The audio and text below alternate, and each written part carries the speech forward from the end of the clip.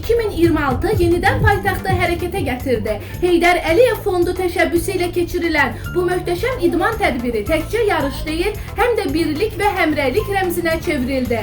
ABŞ, Almanya, Böyük Britaniya, Çin, Gürcüstan, Qazaxıstan, Qırğızistan, Özbəkistan, Rusiya, Türkiyə, Ukrayna və digər ölkələrdən olan iştirakçılar Bakıda bir araya gələrək sağlam həyat və qələbə uğrunda mübarizəyə qoşuldular. Artıq 9-cu dəfə təşkil olunan marafon bu ilki yeniliyi ilə xüsusilə yadda qalır. İlk dəfə olaraq yarış tam 42 kilometrlik məsafəni əhatə edir ki, bu da həm peşəkar idmançılar, həm də özünü sınamaq istəyən həvəskarlar üçün daha böyük çağırışdır. Yarış dövlət bayrağı meydanı ərazisindən start götürərək Xəzər sahili boyunca davam edir. Finiş xətti isə Sibriz ərazisində qurulub. Marafonu fərqləndirən əsas məqamlardan biri də onun inklüziv ruhudur. Fiziki imkanları məhdud şəxslər və Down sindromlu iştirakçılar da bu böyük yürüşün bir parçasına çevrilərək iradənin və insan gücünün sərhəd tanımadığını bir daha sübut edirlər.